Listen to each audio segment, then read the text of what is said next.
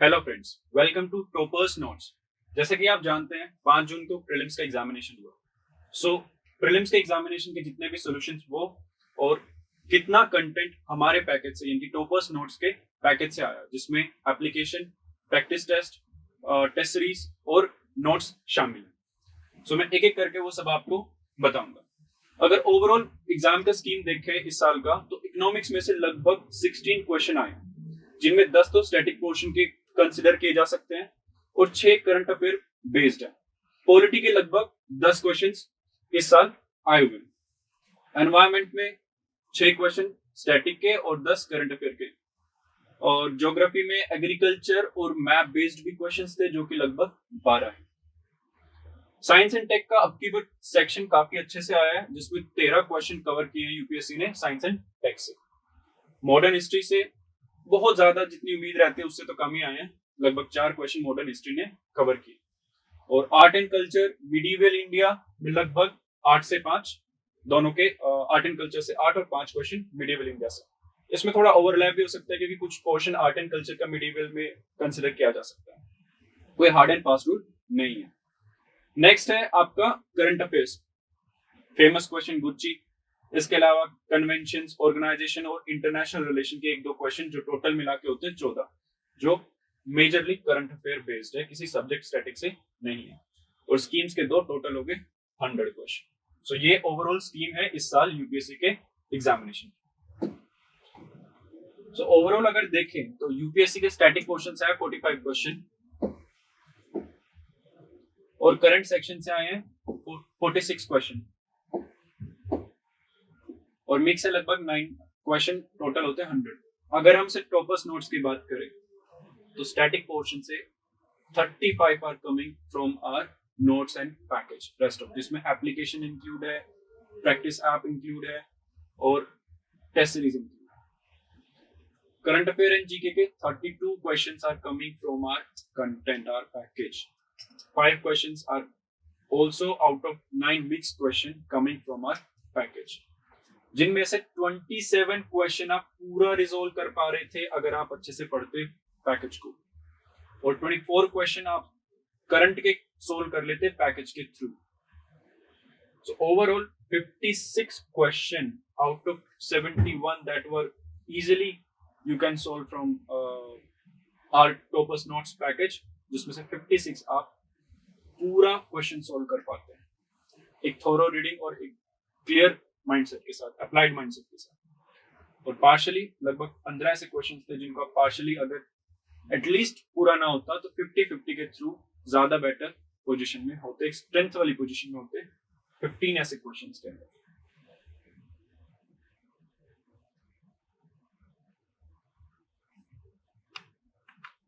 अब पहला क्वेश्चन है, rapid financing instrument and rapid credit facility are related to the provisions of lending by which one of the following? Asian Development Bank, International Monetary Fund, United Nation Environment Programme Finance Initiative या World Bank? इसमें already हमने question पूछा था जो हमारे test series में involve था। उसमें क्लियरली लिखा है rapid credit facility is lending facility of the IMF. 2 type में हमने डिवाइड किया हुआ है कि क्वेश्चन हमारे कंटेंट से फुली कवर हो पा रहा है या पार्शियल कवर हो रहा है। ये क्वेश्चन अगर सिर्फ इतना पढ़ते, खाली सॉल्यूशन भी अगर एक बार आप गो थ्रू करते, जो यूजुअली हर एक सीरियस कैंडिडेट करता है, तो इस इतने से पढ़ने से क्वेश्चन, पहला क्वेश्चन इजीली हिट हो रहा है। दूसरा question, with reference to the Indian economy consider the following statements. नीर रीर, increase in nominal effective exchange rate indicate appreciation of rupee. Second statement थी, an increase in the real effective exchange rate REER indicates an improvement in trade and competitiveness. Third है, an increased trend in domestic inflation relative to the inflation in other countries is likely to cause an increased divergence between REER and NEER. इसके ऊपर 2 questions cover किए हुए थे हमने। इन questions के solution में अगर आप जाके देखोगे तो ये क्वेश्चन आपका फुल्ली सोल्व हो पा रहा है सिर्फ करंट अफेयर की आपको अगर आप रेगुलरली कवर करें और टेस्ट सीरीज को। टेस्ट सीरीज के अंदर ये क्वेश्चन हमारा सोल्व पूरा हो पा रहा है आपका 100%। Second question, Third question. With reference to Indian economy, consider the following statement. If inflation is too high, Reserve Bank of India is likely to buy government securities. जो स्मार्ट स्टूडेंट होगा वो सीधा देखेगा अगर पहली स्टेटमेंट करेक्ट है या नहीं. अगर एलिमिनेट होती है तो 3 ऑप्शन वहीं पे खत्म, एक बचता है, सोल्यूशन आगे जाके रीड करने की जरूरत क्या है. और नोट्स में बहुत सिंपल और शॉर्ट में साफ साफ लिखा हुआ है कि to fight inflation RBI increase करता है सीआरआर और एसएलआर और मार्केट ऑपरेशन के थ्रू सेल करता है सिक्योरिटीज, बाय नहीं करता. स्टेटमेंट 1 रॉन्ग, पहला आंसर गलत, दूसरा ऑप्शन गलत, तीसरा ऑप्शन गलत और चौथा ऑप्शन गलत. बचता है 2 and 3. डायरेक्ट सोल्व हो रहा है सिर्फ एक लाइन से, छोटी, इसलिए शॉर्ट में भी लिखी हुई चीजें बहुत कंफ्यूज भी करते हैं स्टूडेंट्स को कि टू फाइट इन्फ्लेशन कितना होता है, इंक्रीज का क्या होता है, ओपन मार्केट ऑपरेशन से क्या डिफरेंसेस आ जाते हैं. ओवरऑल सिंपल वे में रहे, इसलिए पूरा का पूरा एक छोटे वे में सोल्व किया हुआ है. Question number 4. With reference to the G20 common framework consider the following statement. इसका सिंपल सॉल्यूशन मैं बता देता हूं, ये हम क्लेम भी नहीं है. It is an initiative endorsed by the G20 together with the Paris club और it is an initiative to support low income countries with unsustainable debt. दोनों ही स्टेटमेंट करेक्ट है इस question. Question number 5. With reference to Indian economy, what are the advantages of inflation indexed bonds? Government can reduce the coupon rate on its borrowing by way of IIBs. IIBs provide protection to the investors from uncertainty regarding inflation. These both the statements are right. Interest received as well as capital gains on IIBs are not taxable. ये चीज गलत है. तो 1 and 2 is only right statement. With reference to foreign-owned e-commerce firms operating in India, which of the following statement is or are correct? They can sell their own good in addition to offering their platform as marketplace, and the degree to which they can own big sellers on their platform is limited. 2 सितंबर 2021 को current affair में पूरा topic cover हुआ था e commerce के ऊपर कि क्या क्या अपडेशन हुआ है गाइडलाइंस में. उसमें अगर देखें तो साफ लिखा हुआ था हमने, no e-commerce entity shall organize a flash sale. No e-commerce entity which holds a dominant position in any market shall be allowed to abuse its position. यानी कि the degree to which they can own big sellers on their platform is limited. यहाँ से आ रहा है. उसके अलावा e-commerce entity providing a marketplace should not exercise ownership or control over the inventory. पहला सिर्फ 25% तक अलाउड रहेगा, उसके ऊपर जाता है तो they will not be allowed क्योंकि वो इंटरमीडिएटरी नहीं कहलाएंगे. सो इससे स्टेटमेंट बोथ 1 and 2 करेक्ट होती है. सिर्फ इतने से पूरा क्वेश्चन सॉल्व हो गया. Next question. Which of the following activities constitute real sector in the economy? पहला, farmers have harvesting their crop. दूसरा, textile mills converting raw material into fabric. तीसरा, a commercial bank lending money to a trading company. और चौथा, a corporate body issuing rupee denominated bonds overseas. सिर्फ 1 and 2 इसका correct answer है. 8वां, indirect transfers often talked in media recently reference to a foreign company transfer shares and such shares derive their substantial value from assets located in India. इसका solution ये है. With reference to the expenditure made by an organization or a company, which of the following statement is or are correct? सिर्फ पहली statement correct है. Acquiring new technology is capital expenditure. Debt financing is considered capital expenditure while equity financing is considered revenue expenditure. ये statement गलत है. अब question number 10. With reference to Indian economy, consider the following statements. A share of household financial savings goes towards government borrowing. यानी कि जो house hold की savings है, लोग जो सेव कर रहे हैं अमाउंट, वो गवर्नमेंट बोरोइंग की तरफ जाएगी. ये पहला क्लेम किया. यूपीएससी सोचता है कि ज्यादा से ज्यादा एप्लीकेशन बेस्ड क्वेश्चन पूछे, उसी की एक कोशिश है. और दूसरा पूछा, डेटेड सिक्योरिटीज जो होती है issued at market related rate in auctions form a large component of internal debt. कहीं पे भी जल्दी से नहीं मिलेंगे. एप्लीकेशन बेस्ड है, जिसको अच्छे से समझ में आते हैं चीजें वही इनको सोल्व कर पाएगा. नोट्स में देखते हो. ये हमारे टॉपर्स नोट्स के नोट में अगर देखें तो साफ लिखा है dated security single most important source है डेफिसिट फाइनेंसिंग का, यानी कि इंटरनल डेट का मोर देन 90%। इतना सा पढ़ो, स्टेटमेंट क्लियर है। दूसरा, a household financial savings goes towards government borrowing, जो securities issued against small savings, deposit under small saving scheme SSS, जो क्रेडिट होती है नेशनल स्मॉल सेविंग्स फंड में, विड्रॉल के बाद जो भी पैसा बचता है नेट विड्रॉल के बाद वो सारा इन्वेस्ट होता है in special government securities issued by the centre. Both the statement are right in just this much, making sure कि बुक के अंदर जो स्टैटिक पोर्शन है उसमें से आपका ये सोल्व हो जाए simple language. Next, consider the following statement. Pursuant to the report of H. N. Sanyal Committee, the Contempt of Court Act 1971 was passed. The Constitution of India empowers the Supreme Court and the High Court to punish for contempt of themselves. Third, the Constitution of India defines civil contempt and criminal contempt. Fourth, in India, the Parliament is vested with the powers to make laws on the contempt of court.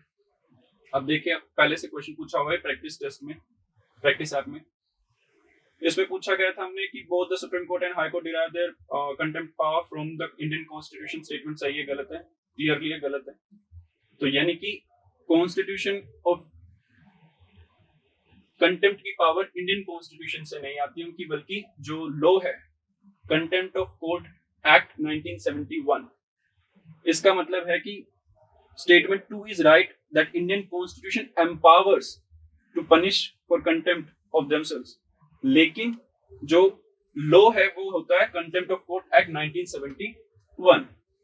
इसके अलावा बाकी की चीजें देखिए, civil contempt कहां से हुआ define और क्रिमिनल कंटेम्प्ट कहां से डिफाइन होता है, जिसका मतलब होता है wilful disobedience of an order of an any court.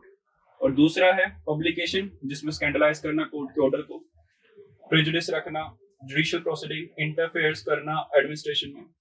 अगर ये सारा चीज हम देखें तो जो स्टेटमेंट नंबर 4 है वो क्लैरिफाई होती है कि पार्लियामेंट इज वेस्टेड, क्योंकि ये जो लिखा हुआ है ये कहां पे लिखा हुआ है, कंटेम्प्ट ऑफ कोर्ट एक्ट 1971।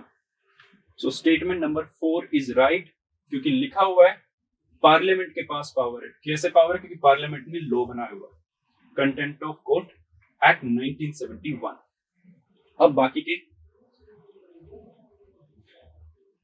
जो सुपीरियर कोर्ट्स हैं, कॉन्स्टिट्यूशनल कोर्ट्स है कंट्री के, supreme court and high court, वो अपनी पावर डिराइव करते हैं contempt power from the constitution. Procedure derive करते हैं contempt of court act 1971। Clearly लिखा हुआ है, आर्टिकल भी लिखा हुआ है 129 एंड 215। कभी कभी यूपीएससी सोचता है कि आर्टिकल के साथ पूछ लो, तो कंफ्यूज हो जाते हैं कि वो आर्टिकल उसका है या नहीं, वो भी स्पेसिफिकली इसी चीज के लिए डाला हुआ है ताकि इन केस ऐसा कोई क्वेश्चन आए तो उसको आप इजीली रिजोल्व कर पाए। और एज अ रिजल्ट जैसे ही आपका एलिमिनेट होता है option number 3, the constitution of India defines civil contempt and criminal contempt, जो कि नहीं करता, क्योंकि contempt of court act 1971 divide करता है कंटेम्प्ट को सिविल एंड क्रिमिनल कंटेम्प्ट में। तो बचता क्या है आपके पास? 1, 2 एंड 4 आंसर आ गया। अगला question, with reference to India consider the following statement. Government के जो लॉ ऑफिसर होते हैं एंड लीगल फर्म्स जो होते हैं वो रिकॉग्नाइज्ड होते हैं as advocate, but corporate lawyers, patent attorneys ये एक्सक्लूड होते हैं from the recognition of advocates. और बार काउंसिल है वो पावर रखती है ले डाउन करना क्या, rules relating to legal education and recognition of law colleges. इसका हमने already bar council of India के ऊपर क्वेश्चन पूछा हुआ था, उसमें अगर हम स्टेटमेंट में देखें आंसर में, the bar council of India consists of members elected from each state bar council and attorney general, solicitor general, who are ex officio member, and the council elects its own chairman. The council also sets standards of legal education and grants recognition to universities जो degree देते हैं law की, यानी कि statement 2 is correct. But 1 है या नहीं है ये ऑल्दो मेंशन नहीं है, इसलिए पार्शियली आप इसको कवर कर सकते थे हमारे पैकेज से या प्रैक्टिस ऐप के ऊपर। अगर एक क्वेश्चन भी देख ले तो आपके कम से कम ये ऑप्शन रिमूव हो जाते हैं, बचता सिर्फ ये और बोथ।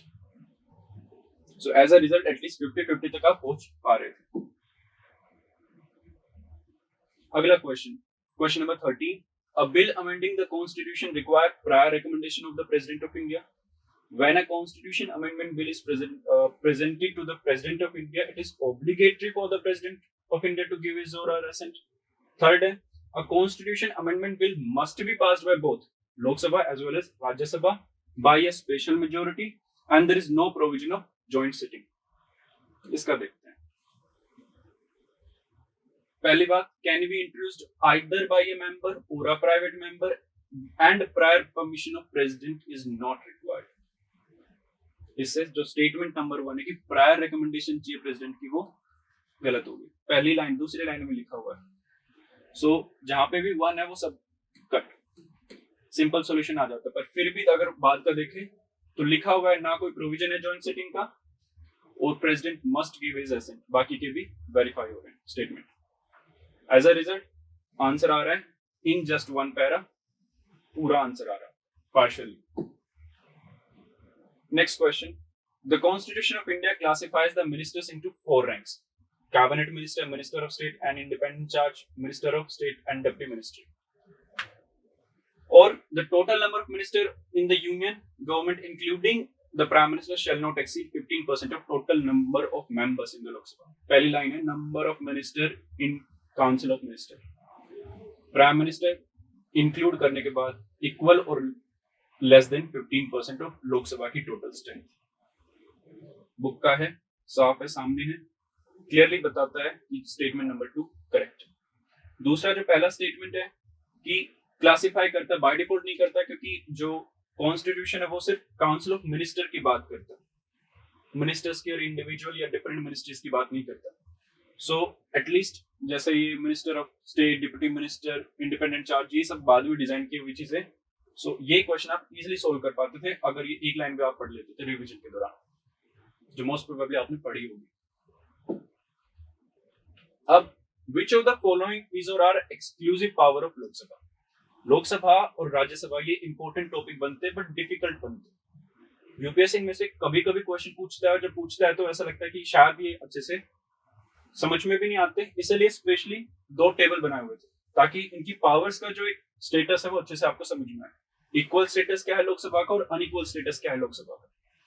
पहली स्टेटमेंट थी to ratify the declaration of emergency, दूसरी to pass a motion of no confidence against the council of ministers, और तीसरी थी to impeach president of India. ये एक्सक्लूसिव पावर इनमें से कौन कौन से लोकसभा की? By passing a no more confidence resolution, the Rajya Sabha cannot dismiss the Council of Minister. ये unequal status with लोक सभा है, मतलब सिर्फ लोक सभा के पास ये एक्सक्लूसिव पावर है। बाकी प्रेसिडेंट को इम्पीच करना हो, इमरजेंसी इंपोज करना हो, ये सारी की सारी एक्सक्लूसिव पावर नहीं है, दोनों की बराबर पावर है, इक्वल स्टेटस है लोकसभा के साथ राज्यसभा का। आंसर साफ आता है 2। In simple language, in simple notes, simple lines, ये सारा चीज मेंशन था हमारे बुक में, नोट्स की बुक में। With reference to anti defection law in India consider the following statements. पहली स्टेटमेंट थी the law specifies that a nominated legislature cannot join any political party within 6 months of being appointed to the house. दूसरा, the law does not provide any time frame within which of the presiding officer has to decide on defection. अब देखते हैं ये features disqualification वाले topic में nominated member के ऊपर section में साफ लिखा था he joins a political party after 6 months from the day he takes his place in the house. Implies, इसका मतलब भी समझाने के लिए, that he can join any political party within 6 months of obtaining the house seat, उसके बाद नहीं कर सकता, जो कि है that the law specifies that a nominated legislature cannot join any political party within 6 months of being appointed to the house is wrong. As a result आपके पास बचता है ऑप्शन नंबर 2। अब इसका आंसर देखते हैं सही है नहीं है। डिसाइडिंग अथॉरिटी क्या है? Presiding officer. Presiding officer of the house will determine on any claim of disqualification arising from defection. कोई टाइम लिमिट नहीं है, वरना मेंशन करते हैं हम भी, क्योंकि कोई टाइम लिमिट होती ही नहीं है। So as a result 2 is only correct answer. So answer आपके सामने, सिर्फ एक पैरा से. Consider the following statement. Attorney General of India and Solicitor General of India are the only officers of the government who are allowed to participate in the meeting of the Parliament of India. According to the Constitution of India, the Attorney General of India submits his resignation when the government which appointed him resigns. पहला statement. The Constitution Article 76 ने provide किया है office of attorney general of India. ये India का highest law officer है. Appoint करने वाला इसको राष्ट्रपति है. He must be a person जो qualified to be appointed as a judge of Supreme Court. In the performance of his official duty, Attorney General has the right of audience in all courts in the territory of India. Further, he has a right to speak and to take part in the proceedings of both houses of Parliament or their joint sitting and any committee of the Parliament. जिसमें भी उसकी उनकी requirement हो वो वहाँ पे participate कर सकते हैं.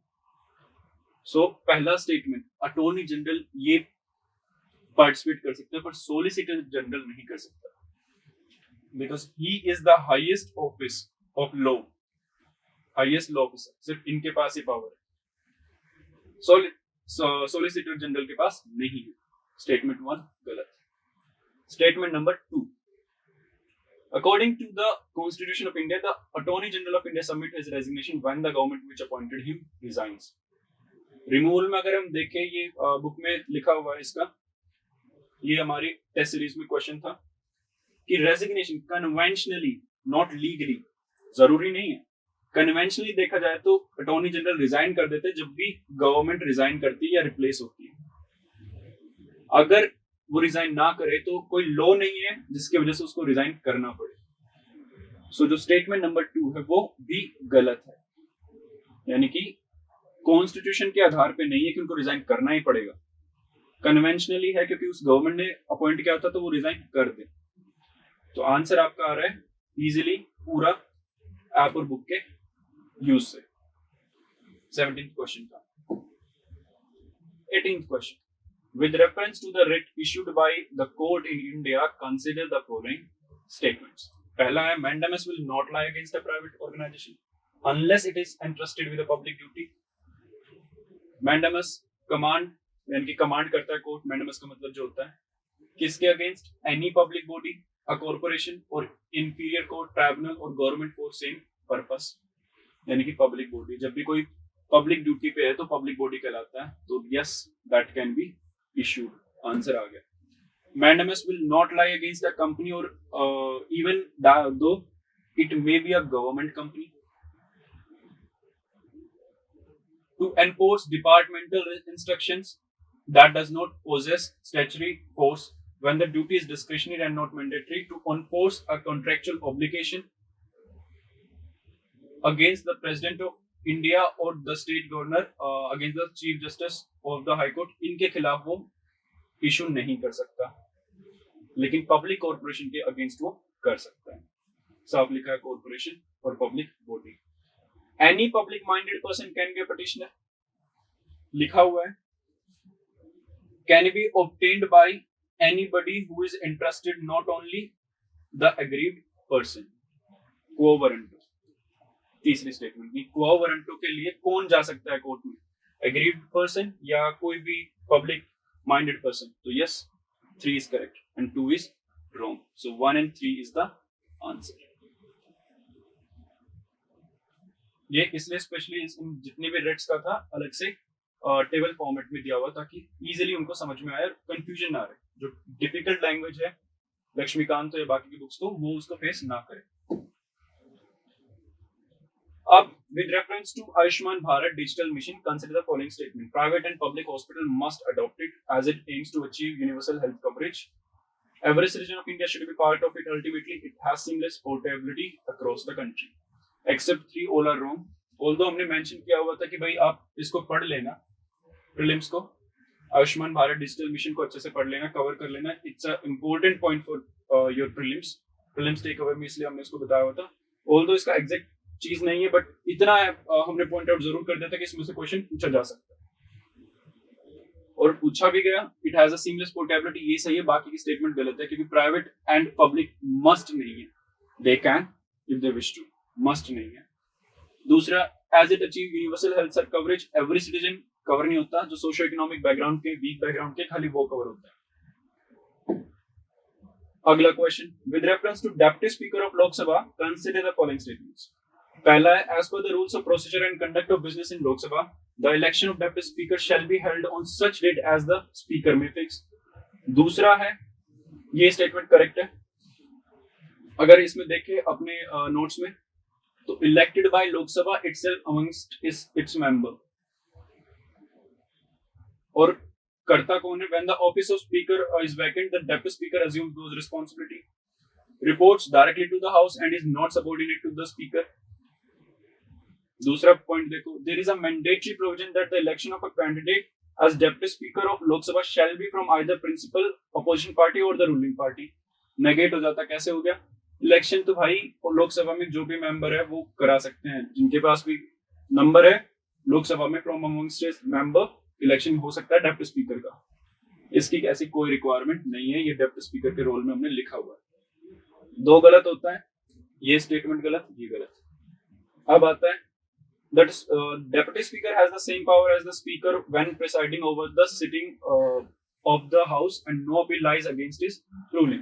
साफ लिखा है, जब भी स्पीकर का ऑफिस वैकेंट होता है या डेप्यूटी स्पीकर प्रिसाइड करता है, he assumes those responsibility, he has those powers and duties, same power, possesses speaker's authority in both situation, जब भी स्पीकर अटेंड ना कर पाए तब भी उसको फिल करने के लिए, या फिर जब स्पीकर का ऑफिस वैकेंट हो तब भी। और इसी के साथ ये स्टेटमेंट करेक्ट हो जाती है। So statement 1 is right and statement 3 is right. Number statement 4, a well established parliamentary practice regarding the appointment of speaker deputy speaker is that motion is moved by the speaker and duly seconded by the prime minister। From amongst the member है, कोई भी कर सकता है, ये speaker के लिए, deputy speaker के लिए नहीं है। सो स्टेटमेंट 4 इज रॉन्ग, क्योंकि कोई ऑप्शन में ऐसा है भी नहीं जिसमें आप ऐड कर सको 1 एंड 3 के साथ 4 को। सो एज अ रिजल्ट आपके पास आंसर आता है 1 एंड 3 ओनली, जो कि सिंपल से डिप्टी स्पीकर के टॉपिक को पढ़ के आप सोल्व कर सकते हैं। Among the following crops, which one is the most important anthropogenic source of both methane and nitrous oxide? Cotton, rice, sugar cane, wheat. Logical question था, सिंपल क्वेश्चन था, 1000 बार इसको फोकस करने के लिए भी बोला हुआ था, और ये बहुत नॉर्मल टॉपिक भी जो बार बार आया हुआ है करंट अफेयर्स में भी, इसलिए इसका सिस्टम ऑफ राइस इंटेंसिफिकेशन के टॉपिक के अंदर हमने कवर भी किया हुआ था, जिसमें कहा हुआ था कि जो राइस है, basically rice is the single most biggest methane emission. ये उसके मल्टीपल बेनिफिट्स की प्रैक्टिसेस थी, जिसमें बताया हुआ था कि जिनके जरिए, इस टेक्निक के जरिए हम इंक्रीज कर सकते हैं यील्ड्स। इसके ऊपर एक और क्वेश्चन आ रहा है आगे, लेकिन साफ पता लग रहा था कि जो एमिशन है सबसे ज्यादा वो राइस करता है, ना तो कॉटन करता है, ना शुगर केन करता है, ना व्हीट करता है, बल्कि राइस करता है। Answer simple. और यूपीएससी का आपके ऊपर देखिए सेम टाइप का क्वेश्चन दूसरा 22, system of rice intensification, system of rice intensification, इससे ज्यादा सिमिलर क्या चाहिए उसमें, कम से कम जो टॉपिक आ रहा है वो पूरा कवर हो रहा है, ये हो जाए। इन्होंने रिक्वायरमेंट्स पूछे, रिड्यूस द सीड रिक्वायरमेंट, अगर system of rice intensification cultivation come use करते, प्रैक्टिस करते हैं, तो वो सीड रिक्वायरमेंट को कम कर देगा। हायर यील्ड्स होगा ग्रेन और स्ट्रॉ दोनों का, अगर ये ज्यादा होगा तो सीड की जरूरत ज्यादा होगी, कम होगी, लॉजिकल है, कम होगी, तो रिड्यूस द सीड रिक्वायरमेंट। दूसरा, reduce methane production, system of rice intensification को अगर आप यूज करोगे तो इट प्रमोट्स एरोबिक सोइल, ताकि पानी भरा नहीं रहता और मीथेन ज्यादा बनता नहीं है। As a result condition implies की रिड्यूस करेगा मीथेन एमिशन भी, दूसरी लाइन में। तीसरी लाइन, रिड्यूस इलेक्ट्रिसिटी कंजप्शन, साफ लिखा है भैया, लेस वाटर इज रिक्वायर्ड, और खेती के लिए सिर्फ पानी के लिए ही बिजली का इस्तेमाल है, उसके अलावा खेती में कहीं बिजली का इस्तेमाल नहीं होता। तो अगर पानी कम होगा तो बिजली का भी कंजप्शन कम होगा। रिजल्ट आता है 1 2 3, direct question from the notes. Which one of the following lakes of West Africa has become dry and turned into a desert? Lake Fagbien, ये इसका आंसर है। अगला है Gandikota canyon of south India was created by which one of the following rivers? Question पूछा हुआ है test series के अंदर। India has no canyon, waterfalls are transitory in nature, peneplain is formed due to stream erosion, select the correct statement. Solution में अगर आप एक बार explanation में आते हैं तो India has a number of canyons, Gandikota canyon is the largest canyon in India and river Pennar flows at its foot. Starting के lines में Pennar is the right answer, direct answer आ रहा है। Question number 25, consider the following pairs, Namcha Barwa, Nanda देवी, नौक्रेक, गढ़वाल, हिमालय, कुमाऊं और सिक्किम के साथ match करके दे दिया। इनमें से कौन से करेक्टली मैच? लिखा हुआ है पंजाब हिमालय में it is 560 kilometre long stretch, Himalaya between Indus Sutlej river, Karakoram, Ladakh, Pir Panjal, Zaskar, Dhauladhar are the main ranges in this section. Kumaon Himalaya के अंदर देखो, कुमाऊं हिमालय में है Sutlej and Kali river in the 320 kilometres of Kumaon Himalaya, जिसमें नंदा देवी है।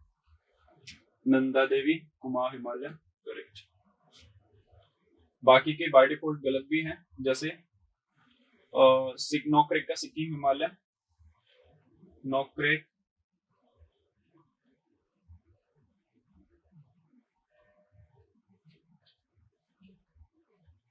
The Assam Himalayas Himalaya range जो between Teesta and Dihang river है, covering a distance of 750 kilometre, called the Assam Himalaya, जिसमें नामचा बरवा, कोला कांगरी ये हैं। और नामचा बरवा कहाँ मैच किया हुआ है? गढ़वाल हिमालय के साथ बताया हुआ है, असम हिमालय में उसका पार्ट है। तो 1 is wrong, 1 wrong, 1 wrong, बचता है 2 correct, 2 is correct। Kumaon Himalaya जो है नंदा देवी पर्वत जो है कुमाऊं हिमालय में आता है, तो B is the right answer. The term Levant, often heard in the news, roughly correspond to which of the following regions? Which of the following is best described as a crossroad of Western Asia, the Eastern Mediterranean and Northeast Africa? Question में हमने इसकी definition पूछ ली test series में और पूछा इनमें से कौन सी टर्म है उसके लिए। फिलिस्तीन, लेवांत, नबातू या crescent fertile? Levant is the right answer. Direct question जो टेस्ट सीरीज में था वो आपका पेपर में। कंसीडर द फॉलोइंग स्टेटमेंट, इसको मैं खुद भी बहुत बार पॉइंट कर चुका था कि अफगानिस्तान में लोकेशन बेस्ड क्वेश्चन आएगा। डेली प्रैक्टिस में बहुत बार बोला कि अफगानिस्तान के ऊपर current based location based question आएगा। प्रीलिम्स टेकअवे में बार बार लिखा इसको से आएगा, क्वेश्चन आया। रिजल्ट क्या था? अजरबैजान, किर्गिस्तान, ताजिकिस्तान, तुर्कमेनिस्तान और उज्बेकिस्तान, इनमें से कौन से बॉर्डर्स लगते हैं अफगानिस्तान के? लोकेशन बेस्ड क्वेश्चन मैप डाला हुआ इसलिए स्पेसिफिकली ताकि लोकेशन बेस्ड क्वेश्चन आए तो आप सोल्व कर सको। अफगानिस्तान कौन कौन है? अजरबैजान दिख रहा है कहीं पे भी? नहीं है। किर्गिस्तान नहीं टच होता, ताजिकिस्तान टच हो रहा है, तुर्कमेनिस्तान टच हो रहा है और उज्बेकिस्तान टच हो रहा है। So 3, 4, 5 is the only right answer. Sub solution. With reference to India, consider the following statement. Monazite is a source of rare earth. Monazite contains thorium. Monazite occurs naturally in the entire Indian coastal sand in India, or in India government bodies only can process or export monazite. एक चीज तो बहुत logical है, 4 तो सही होगा क्योंकि government bodies को थोरियम का एक्सपोर्ट इंपोर्ट ये सब अलाउड रहने वाला है। बाकी की चीजें देखते हैं। इस पे क्वेश्चन पूछा हुआ था कि about nuclear mineral reserves, thorium is more abundant than uranium in earth crust. India does not have any key known reserves of uranium, and monazite and ilmenite are the important sources of thorium. इनकी monazite और thorium का connection यहाँ से आ गया। Answer अगर इसका solution देखते आप पढ़ते तो thorium is mainly obtained from monazite and inside in the beach sand along the coast of Kerala and Tamil Nadu. यानी कि जो along the entire Indian coastal sand है वो गलत है, सिर्फ तमिलनाडु और केरला के बीचेस पे होगा।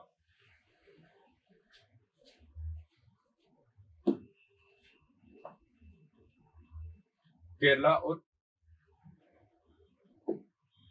तमिलनाडु के बीचेस पे होगा, बाकी पूरे रीजन के नहीं होगा।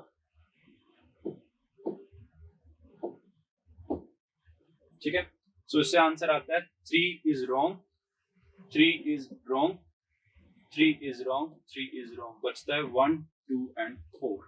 आपका आंसर आ गया सामने।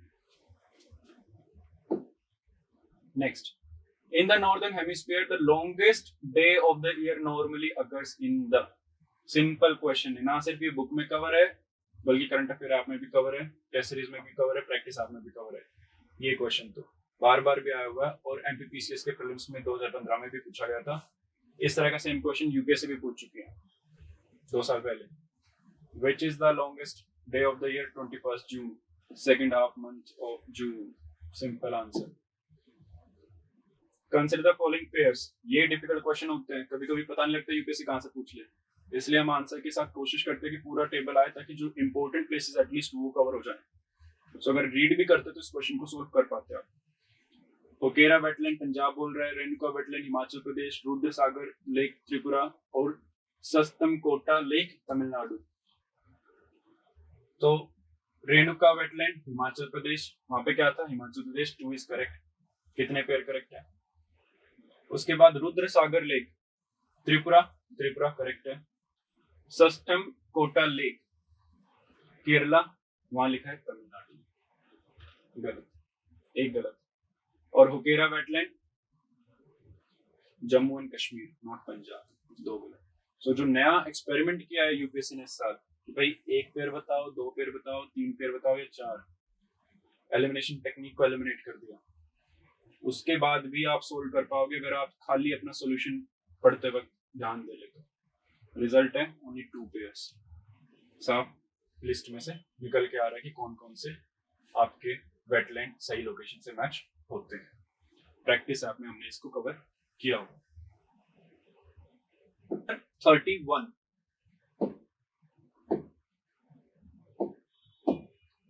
Question number 31, Aarogya Setu CoWIN DigiLocker Dickson में से कौन से बिल्ड है ओपन सोर्स डिजिटल प्लेटफॉर्म? सास के अंदर 5 जनवरी 2022 को कवर किया था। इस टॉपिक से आप 2 क्वेश्चन सोल्व कर पाएंगे, आगे एक और आएगा जिसके बारे में बताऊंगा। कौन कौन से ओपन सोर्स डिजिटल प्लेटफॉर्म है? Open source digital platform OSS typically include licence जो अलाउ करता है प्रोग्रामर्स को to modify the software to the best fit their needs. और इंडियन एप्स कौन कौन से? डिजिलॉकर, आरोग्य सेतु, कोविन एटसेट्रा, जिनमें चारों ही हैं क्योंकि चारों गवर्नमेंट की है और गवर्नमेंट फोकस कर रही है इस पे कि इंश्योर करे ओपन सोर्स डिजिटल प्लेटफॉर्म्स को ज्यादा बढ़ावा दिया जाए ताकि इसका बेस्ट यूज आ सके।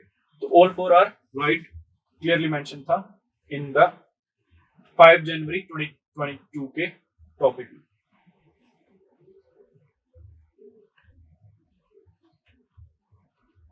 With reference to Web 3.0, consider the following statement. Web 3.2 technology enables people to control their own data. In Web 3.0 world, there can be blockchain based on social networks. Web 3.0 is operated by users collectively rather than a corporation. Which of the following statement is right? Web 3.0 पे 7 जनवरी 2022 को current affairs में cover किया, क्या होता है पूरा। और जो तीनों स्टेटमेंट्स है, आप तीनों स्टेटमेंट इसमें ढूंढ सकते हो, देख सकते हो कि वेब 3 की तीनों ही स्टेटमेंट को फाइनली इसमें है। Natural progression when crypto currency and other services operate blockchain और डिस्ट्रीब्यूटेड नेटवर्क। ये नेक्स्ट वर्जन है इंटरनेट का जहां पे service will run on blockchain, यानी कि जो भी है there can be blockchain based social networks.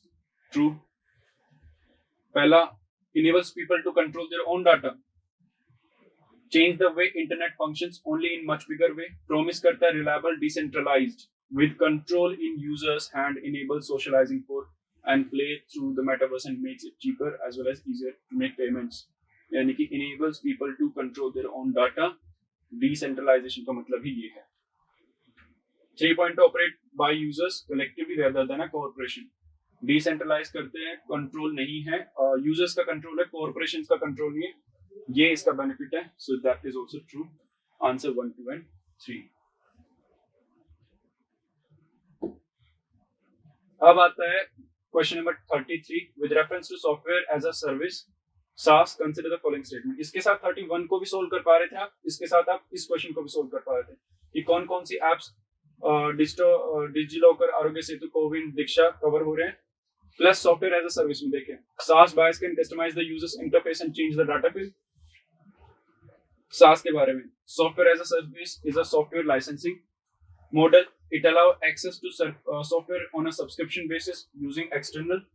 As it is important feature, SAS allows each user to access program via the internet and ability to customize interface.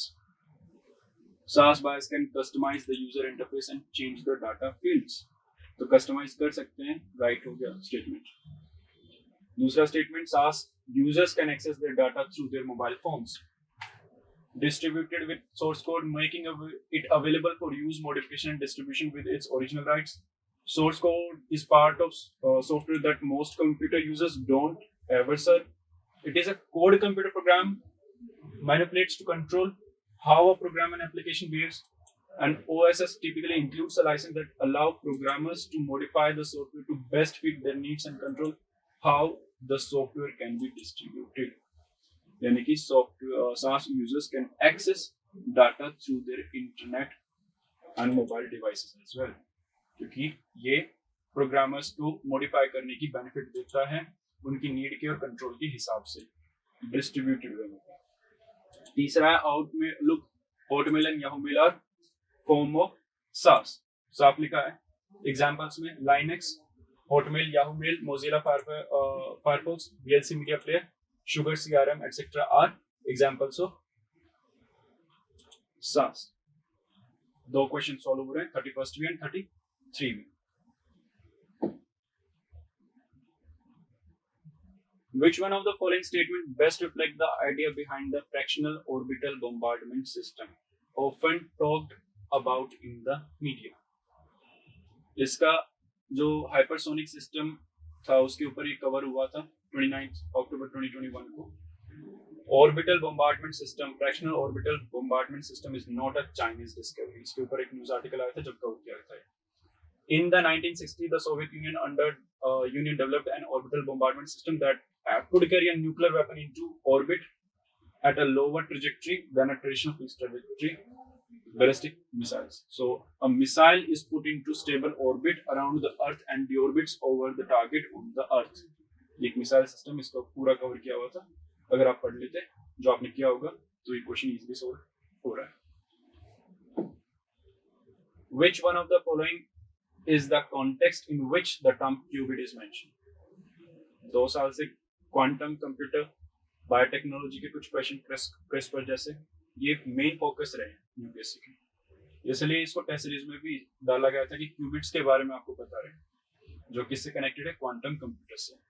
So cloud service नहीं है, visible light communication technology, wireless communication technology, but quantum computing. Qubits are the basis on which quantum computers function. Next है consider the following communication technology. इसका answer 1 2 3 तीनों ही है, तीनों ही communication technology है. Close circuit television भी है, radio frequency identification और wireless local area network, ये भी शॉर्ट रेंज डिवाइसेस या टेक्नोलॉजी कंसिडर किए जा सकते हैं कम्युनिकेशन टेक्नोलॉजी के. Consider the following statement. Biofilms can form on medical implants within human tissues. Biofilms can form on food and food processing surfaces. Biofilms can exhibit antibiotic resistance. Biofilms definitely implant में help करेगा. Biofilms can often form on food and food processing surfaces. Definitely. Or biofilms can exhibit antibiotic resistance. Yes, they can. All three are right. Consider the following statement in respect of probiotics. Statement 1 and 3 are right because the organisms in probiotics are found in food we ingest, but they do not occur naturally in our gut is wrong. वो naturally हमारे गट में होते भी हैं probiotics. जरूरी नहीं है सिर्फ कर्ड या बाकी के प्रोडक्ट से ही प्रोबायोटिक्स अंदर जाए, ऑलरेडी गट में प्रेजेंट रहता है, इसलिए statement 2 is wrong. Question number 39. In the context of vaccine manufactured to prevent COVID-19 pandemic, consider the following statement. ये क्वेश्चन जैसे पैंडेमिक का थीम था इसलिए सारे वैक्सीन का पता होना वो वेरी इंपॉर्टेंट थी. इसलिए करंट अफेयर्स में फरवरी 22 22 को कवर भी किया था। सीरम इंस्टीट्यूट ने प्रोड्यूस किया कोविड वैक्सीन कोविशील्ड नाम की, जो यूज करती है mRNA प्लेटफॉर्म। देखते हैं Covishield recombinant chimpanzee adeno virus vector है उसका वैक्सीन का, जो कि बेसिकली फाइट करता है using glycoprotein. It is a non replicating viral vector, यानी कि कोविशील्ड mRNA प्लेटफॉर्म पे नहीं है बल्कि वायरल प्लेटफॉर्म पे है, जिसका नाम है एडिनो वायरस वेक्टर। दूसरा, Sputnik 5 vaccine is manufactured using vector based platform. Sputnik 5 2 dose vaccine manufactured using vector based platform. साफ लिखा। 2 इज राइट। अब 3 का देखते हैं। Covaxin is an inactivated pathogen based. Covaxin Bharat biotech ने बनाई, कोलैबोरेशन आईसीएमआर के साथ किया। Is a inactivated virus vaccine. Inactivated vaccine. It is made by using particles of COVID-19 virus that were killed, making them unable to infect or replicate. का मतलब है कि वो पैथोजन को ही मार के बनाई गई है, उनको इनएक्टिवेट करके बनाई गई है। आंसर आ गया। So 2 and 3 is the only right statement. Cover किया हुआ था करंट अफेयर्स में। If a major solar storm reaches the earth, which of the following are possible effects on the earth? इस तरह के जब लंबे आते हैं ना, सबसे अच्छा होता है पहले देख लो कि कौन सी जगह से हम एलिमिनेशन कर सके। अगर इनमें देखें तो कौन सी ऐसी एक स्टेटमेंट है जिसको एलिमिनेट किया जा सकता है, जो सब में कॉमन है, बस एक नहीं, 2। और सबसे वियर्ड स्टेटमेंट क्या है? Tsunami could occur at equatorial region solar flare से। बहुत लॉजिकल है, नहीं होगा। सोलर फ्लेयर बढ़ता है तो क्या क्या इश्यूज होंगे सारे कवर किए हुए हमने, लेकिन सुनामी डेफिनेटली नहीं होगी। 2 को एलिमिनेट किया, तीनों बार 1 बचता है आंसर। वैसे सोल्व करना है तो स्टेटमेंट में हमने हर एक का कवर किया होगा कि क्या क्या उसके रीजंस होते हैं। डिसरप्शन कम्युनिकेशन में, नेविगेशन में, टेम्परेरी ब्लैकआउट्स हो सकते हैं, जो भी इश्यूज उससे अराइज होते हैं सारा कवर किया हुआ है। सो आंसर आपका सिंपल आता है, बस लॉजिकली थिंक करना, जो पढ़ा है उसको इंप्लीमेंट करना है। Climate Action Tracker, which monitors the emission reduction pledges of different countries, is a database created by a coalition of research organizations. Question number 42. Consider the following statement. The Climate Group is an international non-profit organization that drives climate action by building large networks and runs them. Simple था। EP10 हमने question पूछा था। EV100 EV100 है जो climate group के साथ associate करके ये ग्लोबल इनिशिएटिव लॉन्च किया हुआ है, जिसको लेड कौन करता है? Climate group. साफ अगर और डिस्क्रिप्शन में जाओगे तो पूरा आपका सोल्यूशन यहाँ से आ रहा है। कंपनीज डेफिनेटली इंडिया की इसके मेंबर्स है, तो 1, 3 and 4 is the right statement. 5th is not a right statement क्योंकि उसके अंडर नहीं आता है, and 2nd is also not a right statement क्योंकि EP100 है जबकि EV100 के अंदर है, नॉट EP100। सो 2 को एलिमिनेट किया, बचता है 3। आपको बस EV100 पढ़ना था। EV100 पढ़ा होता तो पूरा क्वेश्चन सॉल्व होता आसानी से। If rainforest and tropical forest are lungs of earth, then surely wetlands function as its kidneys. Which one of the following functions of wetlands best reflect the above statement? Aquatic plants absorb heavy metals and excess nutrients, जो kidney का काम करता है। ये best statement है। In the context of WHO air quality guidelines, consider the following statement.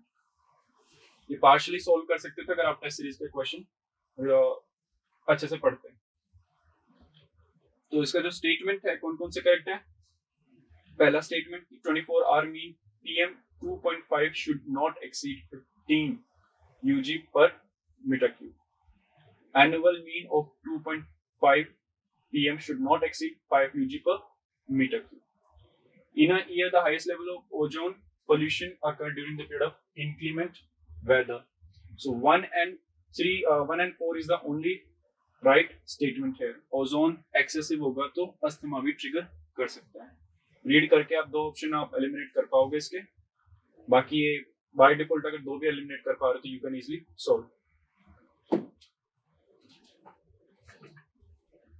Gucci बहुत famous हुआ है क्वेश्चन, जैसे ही प्रीलिम्स का ये शुरू होता है। So with reference to Gucci sometime mentioned in the news, consider the following statement. Yes, it's a fungus. Yes, Rubina दिलाक ने खाया था थोड़े दिन पहले और इंस्टाग्राम पे पोस्ट भी डाला था. Yes, it grows in some Himalayan forest area, but commercially cultivate नहीं किया जाता. अगर करते तो आपको पता होता अच्छे से इसके बारे में. तो 1 and 2 is the only right statement. इसको प्रेडिक्ट किया था Rubina. With reference to polyethylene terephthalate (PET) जिसको यूज किया जाता है, आप इसको पार्शियली सॉल्व कर सकते थे 1 and 3 अगर ये क्वेश्चन रिजॉल्व करते डेली क्विज में, जो 1 महीने पहले हमने पूछा था 1 मई 2022 को, और थोड़ा सा इस टॉपिक के बारे में डिटेल में पढ़ते तो पूरा सॉल्व हो जाता. Which of the following is not a bird? Golden machine का हमने ऑलरेडी क्वेश्चन पूछा हुआ था, हमें लगा इंपॉर्टेंट है, आना चाहिए टेस्ट सीरीज में गोल्डन मशीर के बारे में, क्योंकि न्यूज में भी काफी बार आ चुका था, काफी बार न्यूज़पेपर में इसके पिक्चर्स भी आए हुए हैं. So yes, it's a fish and not a bird. बाकी 3 है नहीं, हमें नहीं पता, हमें मतलब भी नहीं है, सारी चीजें थोड़ी ना जाननी. इतना बताना चाहिए कि गोल्डन मशीर एक फिश है, इसका डायरेक्ट क्वेश्चन पूछा. अगर क्वेश्चन भी पढ़ा होता जो आपने किया होगा तो गोल्डन मशीर आप इजिली एलिमिनेट कर चुके. गोल्डन मशीर भी इसमें से बर्ड नहीं, वो एक फिश है. Which of the following are nitrogen fixing plants? Alfalfa, amaranth, chickpea, clover, pulselane, kulfa जो कि कहलाता है, और या spinach. 1, 3 and 4 is the right answer in this question. Biotechnology जो काफी बार जिसके बारे में बात होती है, इनमें से क्या काम करती है? Although biotechnology है, कंस्ट्रक्शन के ऊपर बात जा सकती थी, बट इसके ऊपर ऑलरेडी हमने क्वेश्चन पूछा हुआ था. Which of the following correctly explain the biotechnology? So yes, biotechnology basically refers to innovative process originally invented in 1976 are only marine construction material that grows and gets stronger with age. Repairing wolf called minerals acquisition secreted segment in 1987 जो ये पूरा development उसका हुआ. So what is it doing? It is basically restoring the damaged coral reefs in the ocean, marine construction material. Miyavi method. Promotion of commercial farming in arid and semi-arid areas. Development of gardens using genetically modified flora. Directly पूछा हुआ था मियावी method. इस तरह के कोई भी term आते हैं ना, हम उसका क्वेश्चन नहीं छोड़ते. मियावी मेथड डेफिनेट क्या है? एफोरेस्टेशन का एक मेथड जो जापानीज बोटेनिस्ट ने डिस्कवर किया था, उन्हीं के नाम पे भी है, Akira Miyawaki. So Miyawaki method is basically creation of mini forest in urban areas. Urban areas में कैसे करते हैं उसका भी है. नेक्स्ट टाइम क्या पता क्वेश्चन इनमें से कुछ पूछ ले, तो एडिशनल इंफॉर्मेशन के अंदर से अगर आप रीड करते तो इजीली ये सॉल्व हो रहा था पूरा. In the Government of India Act 1919, the functions of provincial government were divided into reserved and transferred subject. Which of them were treated as reserved subjects? इनमें से कौन सा रिजर्व सब्जेक्ट है? क्वेश्चन पूछा हुआ है RSVP ऑलरेडी, इसलिए हमने टेस्ट जो प्रैक्टिस है उसमें कवर किया हुआ था कि आप एटलीस्ट पॉलिटी की प्रैक्टिस करें तो ये एरिया कवर करें. रिजर्व लिस्ट का इसमें एक्सप्लेनेशन में दिया हुआ था कि it includes law and order यानी कि पुलिस, इंक्लूड फॉर जस्टिस यानी कि administration of justice, land revenue, बचा क्या? Local self government. Local self government कहाँ पे आएगी? ट्रांसफर सब्जेक्ट में. एजुकेशन है local government, industry, agriculture, exercise etcetera. 1, 3 and 4 is the right answer. Simple and straightforward. In medieval India, the term Panam referred to. बड़ा difficult question आता है ऐसे. किसी पोस्ट का, किसी डायनेस्टी के अंदर किस मंत्री को क्या कहा जाता था, या कुछ और इस तरह की टर्म्स का जो पूछने का ट्रेंड है यूपीएससी का, वो नहीं छोड़. उसने पूछा, लेकिन अगर ये क्वेश्चन देखे आप, उसमें हमने साफ लिखा हुआ था coin issued by Vijayanagar empire या उनके रूरल्स. विजयनगर के जो टॉपिक था उसमें हमने कवर किया था गोल्ड फनम्स, सोने के सिक्के, यानी कि fanam is nothing but coins. Consider the following freedom fighters Barindra Kumar Ghosh, जोगेश चंद्र चटर्जी, रास बिहारी बोस, इनमें से कौन गदर पार्टी के एक्टिव मेंबर थे? Rash Bihari Bose and Sachin Sanyal led the movement. कौन सी movement? Ghadar party. Direct question. अब बाकी के में अगर चेक करना हो, पिछले पेज पर लिखा होगा बरिंद्र कुमार घोष तो अनुशीलन समिति का मेंबर था. सो आंसर इज ओनली रास बिहारी बोस. सचिन सान्याल होता तो वो होते हैं. So basically Ras Bihari Bose led the Ghadar party movement. Answer 3 is the 3 only is the right answer. With reference to the proposal of Cripps mission, इनमें से statements देखिए. The Constituent Assembly would have members nominated by the Provincial Assembly as well as princely states. Any province which is not prepared to accept the new constitution would have the right to sign a separate agreement with Britain. Cripps ने क्या क्या किया? Cripps mission ने क्या था? A Indian Union with a dominion status बनाई जाएगी, जो फ्री रहेगी डिसाइड करने के लिए उसके रिलेशन कैसे होंगे कॉमनवेल्थ के साथ, यानी ब्रिटिश कॉमनवेल्थ के साथ और बाकी के इंटरनेशनल ऑर्गेनाइजेशन. जब वॉर खत्म होगा तो constituent assembly would convene to frame a new constitution. Members of this assembly would be partly elected through provincial assembly and proportional representative partly nominated by the princes. Statement ठीक दिख रहा है, बस nomination में यहाँ पे गड़बड़ है. पार्टली नॉमिनेटेड है, not fully nominated. Provincial assembly के तो इलेक्टेड मेंबर आएंगे. बाकी जो सेकंड स्टेटमेंट है एक्सेप्ट नहीं करेंगे. Any province not willing to join the Indian union have a separate constitution and form separate union. ये अलाउड था. British government would accept the new constitution subject to 2 condition. दूसरी condition थी कि a constitution making body and the British government would negotiate a treaty. तो दूसरी statement correct है, पहली statement गलत है. Only 2 is the right answer. Test series में क्वेश्चन डाला हुआ. With reference to Indian history, consider the following texts. इनमें से कौन से जैना टेक्स्ट?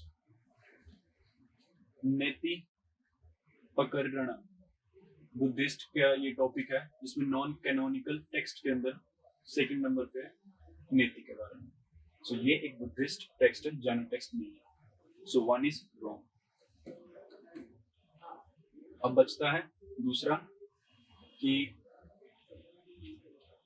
परिशिष्ट पर्वणा कौन सा टेक्स्ट है, किसने लिखा है? Written by Hemachandra in 12th century. Jaina text है. 2 is right. So either this is the answer or this is the answer. 2 4 or 2 3 4.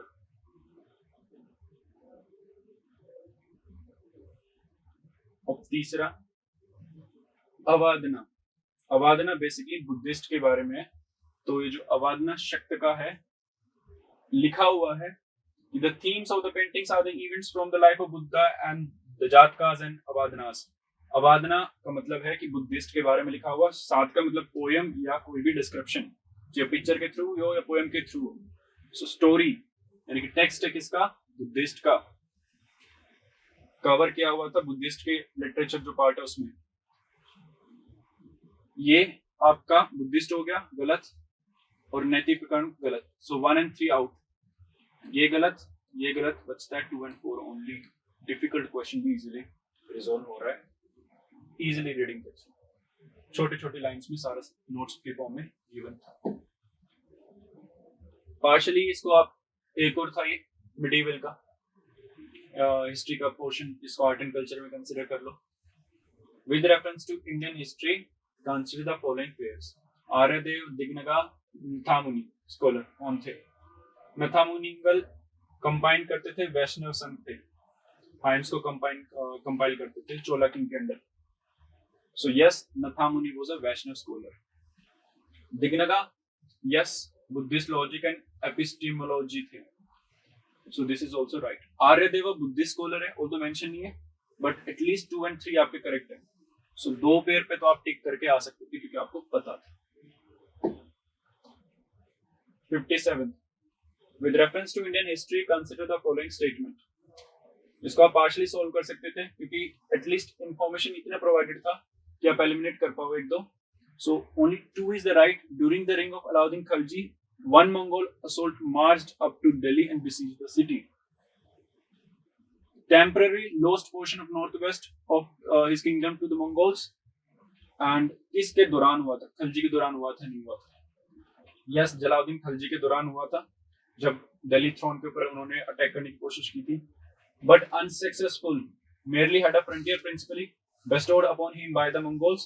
It was that this time that the Mongols ruler began to acquire political influence in Punjab and Sindh. Capture नहीं कर पाए, so only two statements arise. Third को तो आप eliminate कर पाते हैं. कुछ पोर्शन लॉस नहीं किया था, बस पॉलिटिकल इन्फ्लुएंस गेन किया था. क्वेश्चन के अंदर कवर होता practice question. With reference to Indian history, who of the following were known as Kuladaran? Sayyids were known as Kuladarans. With reference to Indian history, consider the following statement. 2 and 3 is the right. Alfonso de Albuquerque captured the Goa from Bijapur Sultanate. बिल्कुल, अगर ये read करोगे उनकी fight के दौरान तो ये easily resolve किया जा सकता है. According to Kautilya का अर्थशास्त्र, which of the following are correct? 1 and 2 are the only correct. If a female slave bore her master a son, she was legally free, क्योंकि उसने दूसरा स्लेव उनको प्रोवाइड कर दिया है. If a son born to a female slave was fathered by her master, the son was entitled to the legal status of the mother's son, master's son. नहीं. Fully आप इस क्वेश्चन को resolve कर सकते थे अगर आप टेस्ट सीरीज का क्वेश्चन सॉल्व करते. Tight monetary policy of US Federal Reserve could led to capital flight. Capital flight में increase the interest cost of firms with existing external commercial borrowings. ECBs को बढ़ा देते हैं कोस्ट को. Devaluation of domestic currency decreases the currency risk associated with ECBs. So consider the following factors. Withdrawal of money by foreign investors, increase in interest rate of external commercial borrowing, and strengthening of dollar. Which of them will result due to hike in Federal Reserve? Solution में देखेंगे effect of hike in Federal Reserve. अगर withdrawal of money होता है, definitely जब भी Federal hike करेगा, so money का withdrawal होगा, foreign investors countries domestic market and emerging market से बाहर जाएंगे. इंक्रीज होगा इंटरेस्ट रेट, यस, क्योंकि अब इतना मनी अवेलेबल ही नहीं है. सो जो बैंक्स हैं वो लैंड करने में अपना इंटरेस्ट रेट इंक्रीज कर देंगे, तो एक्सटर्नल कमर्शियल बोरिंग भी महंगी हो जाएगी, इंक्रीज हो जाएगा. और ये क्या करेगा? स्ट्रेंथन करेगा डॉलर को, जिससे डोमेस्टिक करेंसी डिवैल्यू होगी. But decrease the currency risk associated with ECB नहीं. सो 1 and 2 is the only right answer.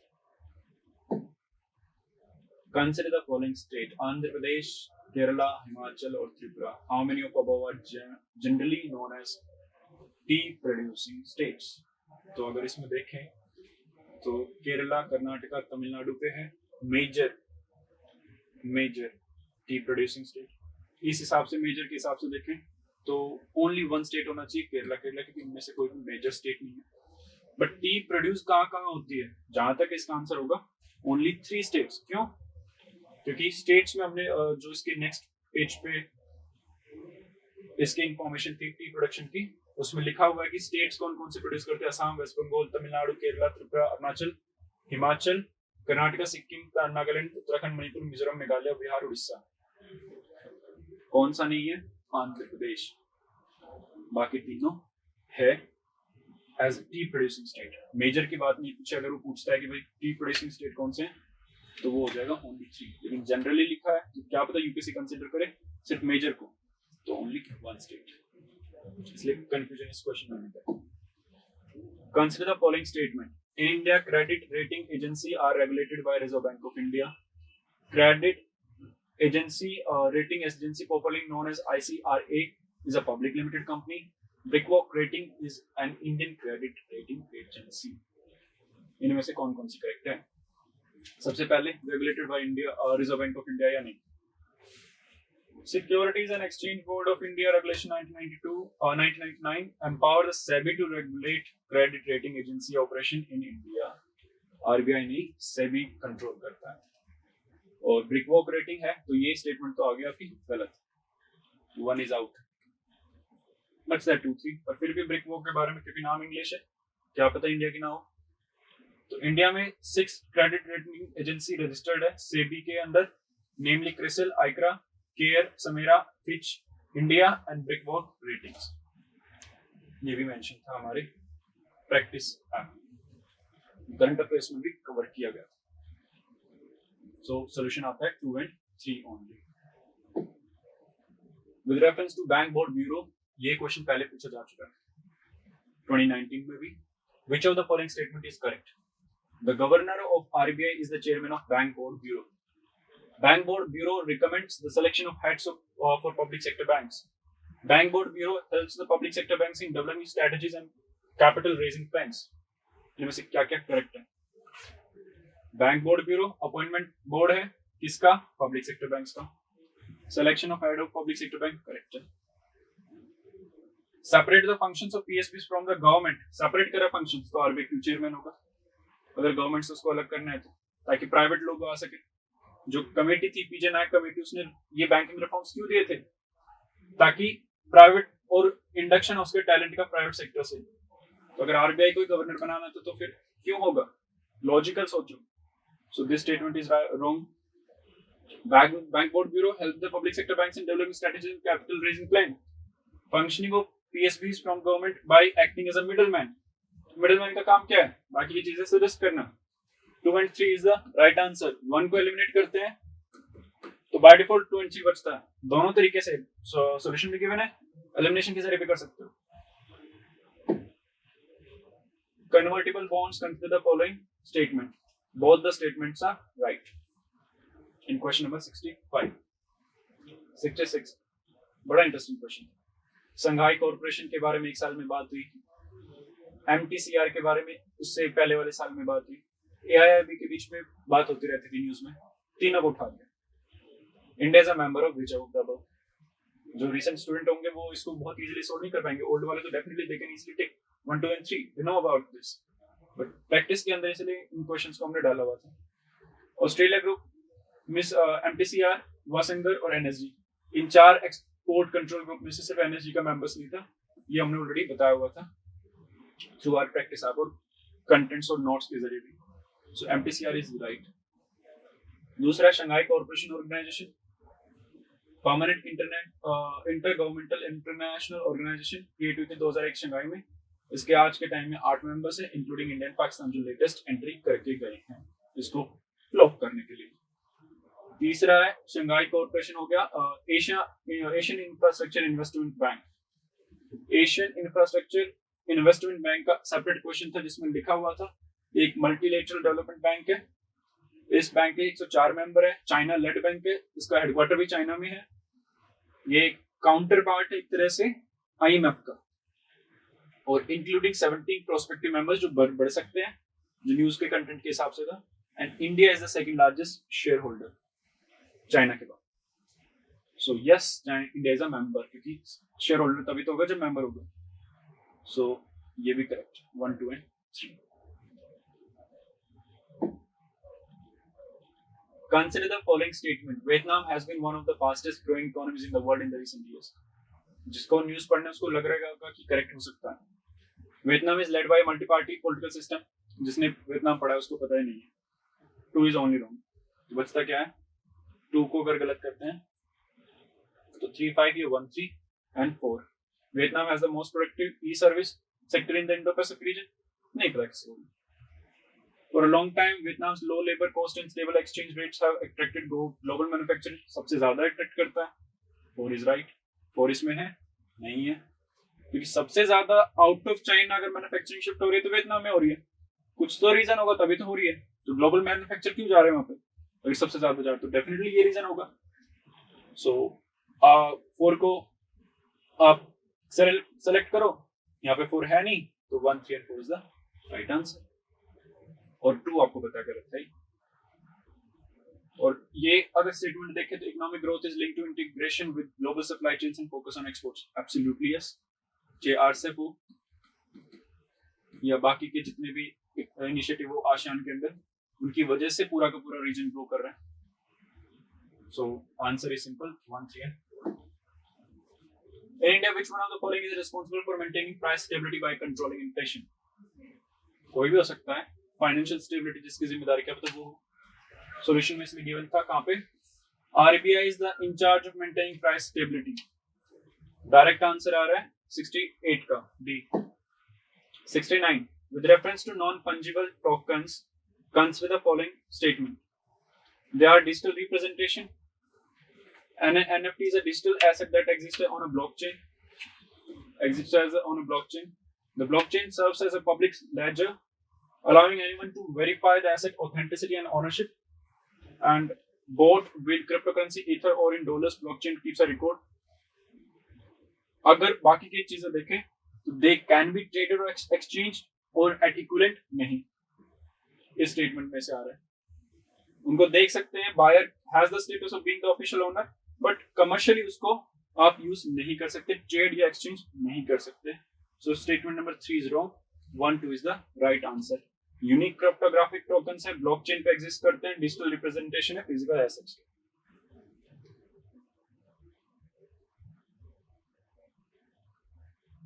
यहाँ पे भी हमने दिया होता कि 1 2 and 3 is the right answer. NFT is a digital asset that exist on a blockchain with a unique digital signature, और by default वो फिजिकल एसेट्स पे है।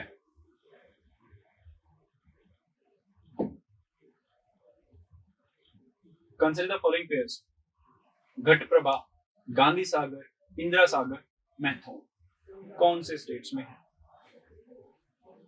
तेलंगाना, मध्य प्रदेश, आंध्र प्रदेश या छत्तीसगढ़? बुक में देखें तो गिवन था घटप्रभा महाराष्ट्र में, यहाँ पे घटप्रभा तेलंगाना में। 1 इज गलत। अब पेयर बताने तो एलिमिनेट तो कर नहीं सकते, बताने ही पड़ेंगे कौन सा पेयर कहाँ पे है, सही है कौन सा गलत है। Chambal, Gandhi Sagar, boundary of Madhya Pradesh and Rajasthan, तो दोनों में आएगा क्योंकि एक वाटर प्रोजेक्ट है, तो डेफिनेटली दोनों की बाउंड्री को टच करेगा, मध्य प्रदेश इज राइट। इंदिरा सागर आंध्र प्रदेश, इंदिरा सागर मध्य प्रदेश, गलत है भाई। और मैथोन के क्वेश्चन आया हुआ था मैथोन के ऊपर, उसमें साफ लिखा था कि मैथोन किसके ऊपर है, located at Maithon 48 kilometre from Dhanbad, जो कि कौन से राज्य में, झारखंड, ना कि छत्तीसगढ़।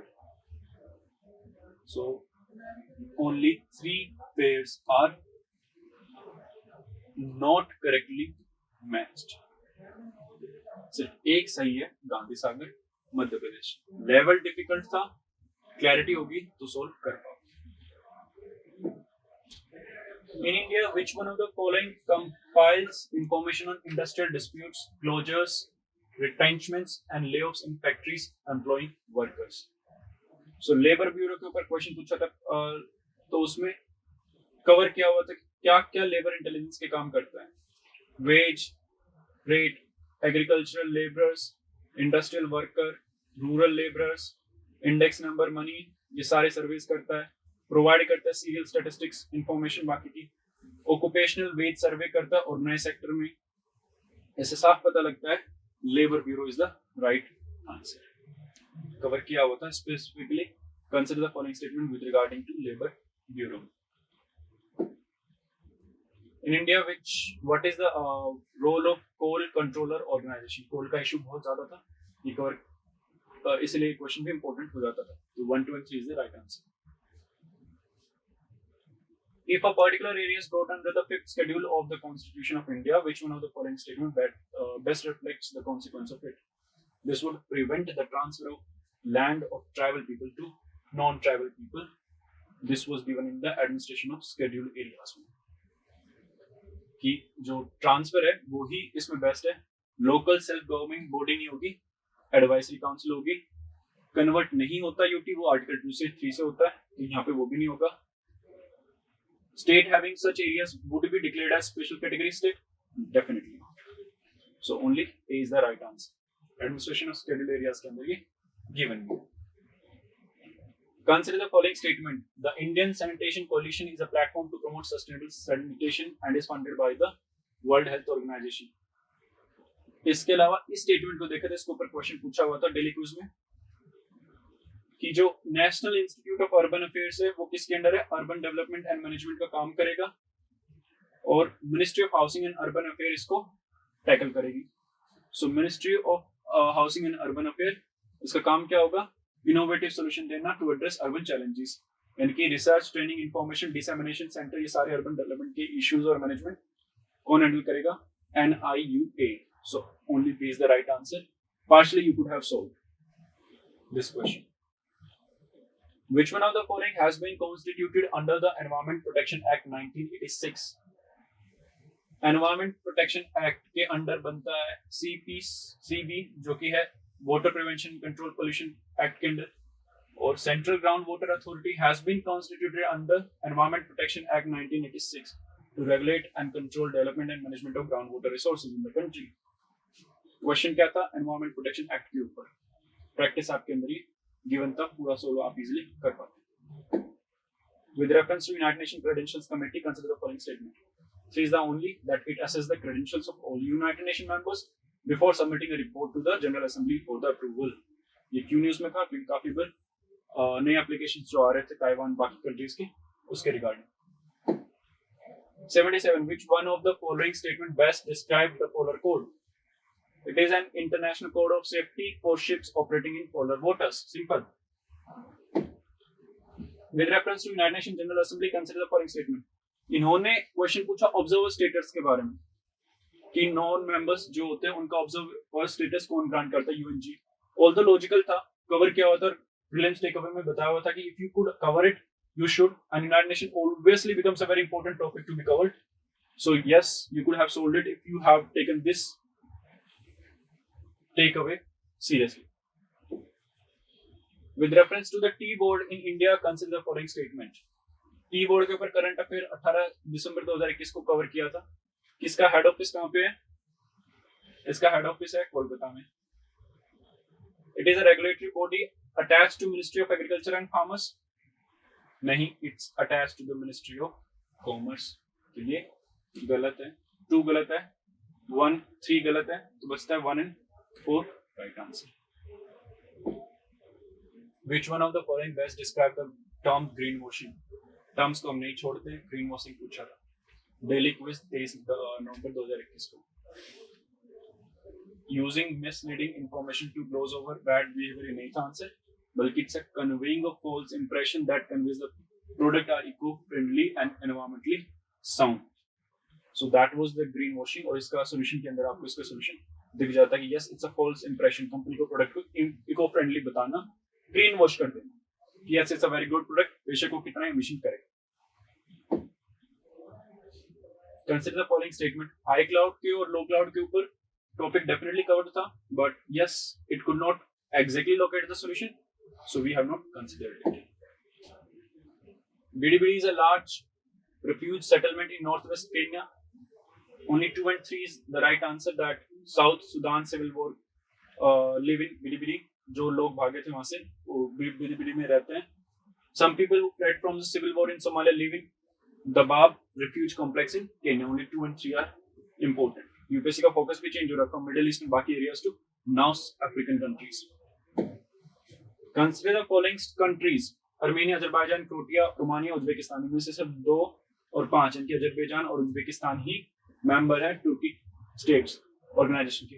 अर्मेनिया नहीं होना था क्योंकि इसका 36 का आंकड़ा है टर्की के साथ, तो तुर्की स्टेट्स का तो ऑर्गेनाइजेशन में पार्ट नहीं लेगा। क्रोएशिया, उसका भी डिवीजन रह रहा है तो officially it will not take part. Romania is a European country, पूरी तरह से उसका कल्चर है तो वो भी नहीं जाएगा। बचता कौन है? अजरबैजान और उज्बेकिस्तान। गेस करके भी सॉल्व कर सकते हैं। अब consider the following statement. Gujarat has the largest solar park in India. लिखा हुआ था राजस्थान के अंदर है world biggest solar park in terms of power generation, second largest in terms of area. तो Bhadla solar park is the largest one. उसके बाद advantage of floating के अंदर लिखा हुआ था कि project to be constructed Omkareshwar dam on the Narmada river in Khandwa district Madhya Pradesh. Goa का नहीं है. 3 गलत है तो 2 बचता है ऑप्शन में से एलिमिनेट करने के बाद. गुजरात गया और गोवा गया तो बचा क्या? Only 2. 2 is the answer. With reference to the United Nations Convention on the Laws of Seas, consider the following statement. पहला, coastal state का right है to establish breadth of territorial setup up to limit not exceeding 12 nautical miles. Image के through convey किया हुआ था कि 12 nautical mile तक आपका टेरिटोरियल वाटर रहेगा, जो लॉ ऑफ सी के अंडर आता है, कोस्टल रेगुलेशन जोन के टॉपिक में कवर किया हुआ था। Ship of all states whether coastal और landlocked, yes they have a free passage. And the exclusive economic zone cover किया हुआ था कि a country geographical borders including its exclusive economic zone of 200 nautical miles या 360 kilometre. So 1, 2 and 3 is the right answer.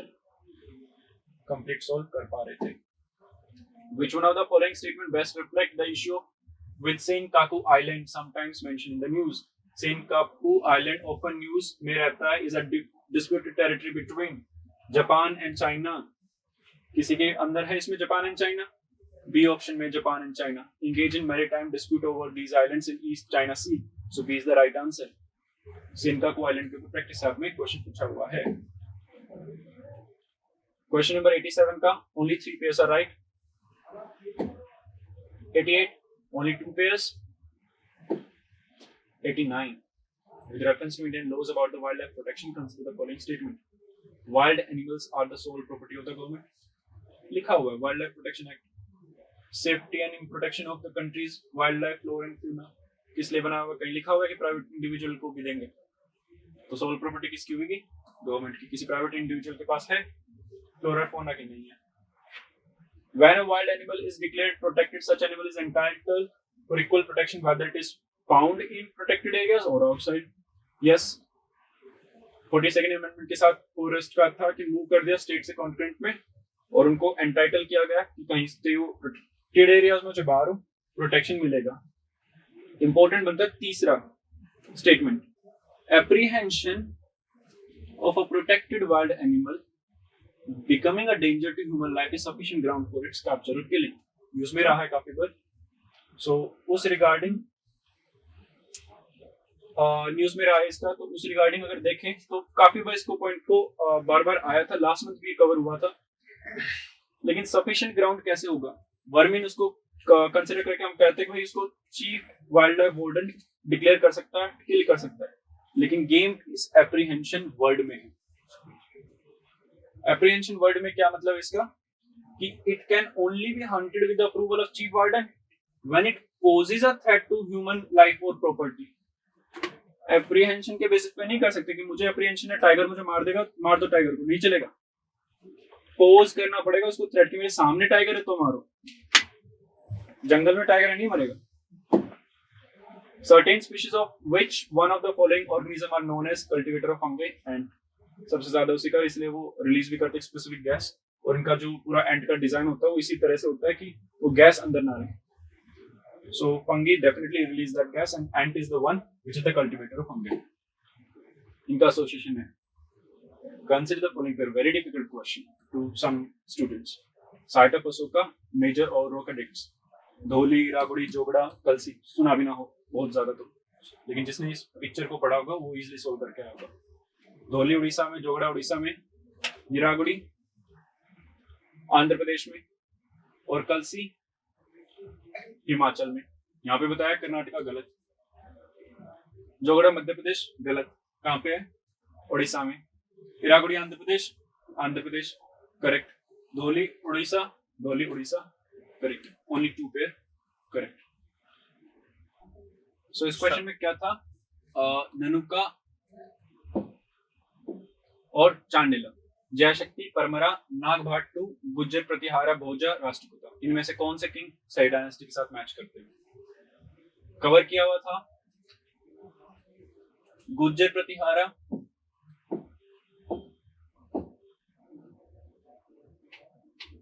कौन सी dynasty थी? 11th century के अंदर थे। इसको पार्शियली सोल्व कर सकते थे आप, फुली इनके बेसिस पे सोल्व ना होता, लेकिन पार्शियली आप डेफिनेटली सोल्व कर सकते थे। नागभाट, गुज्जर प्रतिहारा, भोजा का किंग। उसके बाद जयशक्ति, परमरा, राष्ट्रकूटा का पालस एंड उसका नागभाट 1, भोजा, मिहिर भोजा जो वेल नोन डायनेस्टी थी उस टाइम की और कंटिन्यूअस वॉरफेयर में थी, contemporary power like Palas and Rashtrakuta. ये अमर्ज विक्टोरियस रहे ट्राइपार्टिस स्ट्रगल में, जिसमें डिफीट किया इन्होंने पाला किंग धर्मपाला को और प्रतिहारा किंग नागभाट 2 को। प्रतिहारा की नागबार 2, यहाँ पे गुज्जर प्रतिहारा नागबार 2 करेक्ट है, एटलीस्ट एक पेयर। और राजशेखरा वाज भोजा। सो इसके बेसिस पे आप एटलीस्ट हाफ पोर्शन इसका सोल्व कर सकते हैं।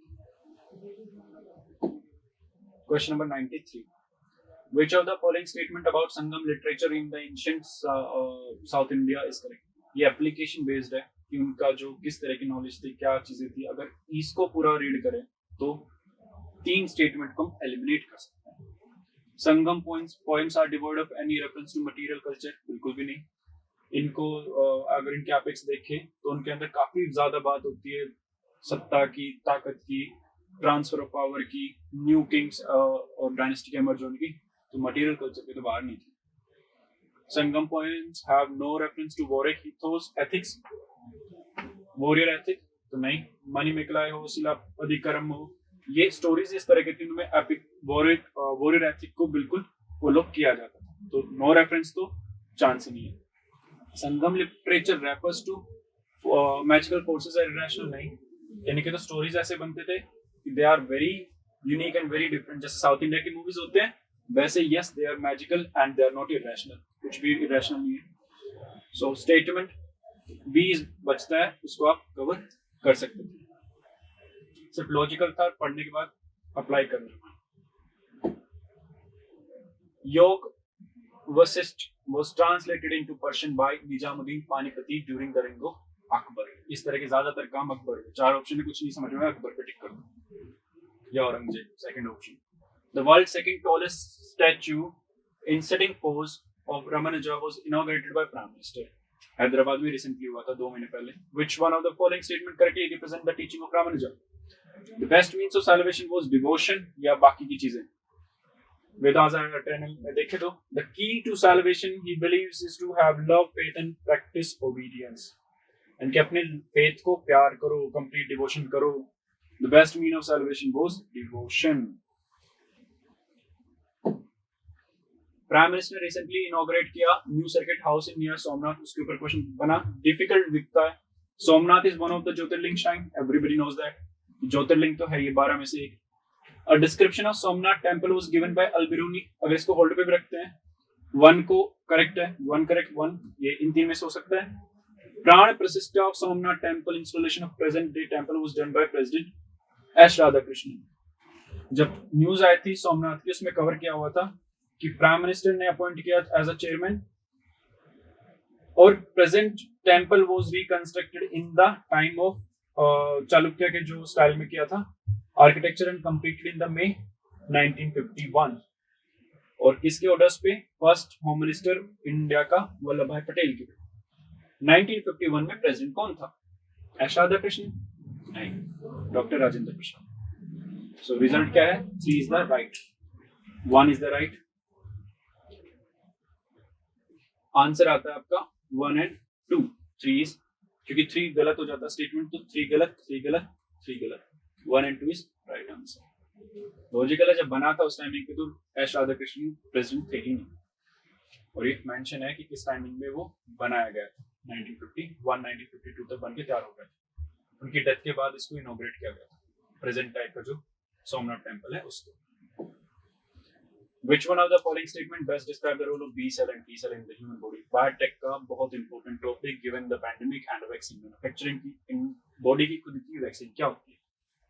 एंटीबॉडी एंड इम्यूनोग्लोबिन टॉपिक को अलग से इसलिए हाईलाइट भी किया होता है एक बॉक्स में डाल के, ये इंपॉर्टेंट बनता है। Major cellular component of adaptive immune response, यानी कि उसका रोल क्या है? एनवायरमेंटल एजेंट है? नहीं है। Elevate body pain and inflammation? पता नहीं।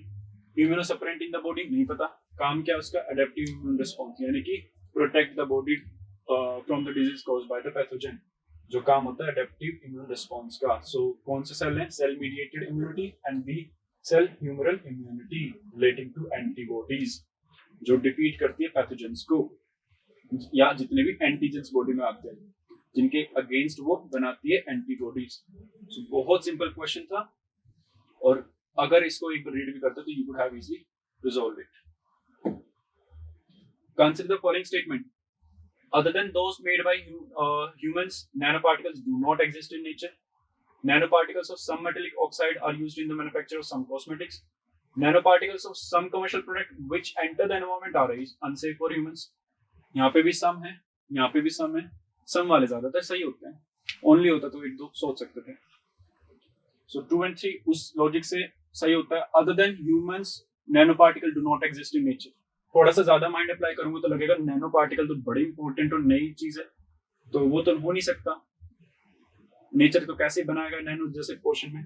बट इसलिए नैनो पार्टिकल के, नैनो मटेरियल के टॉपिक के अंदर कवर क्या होता है, natural nano material and structural जो हम बनाते हैं ह्यूमन मेड.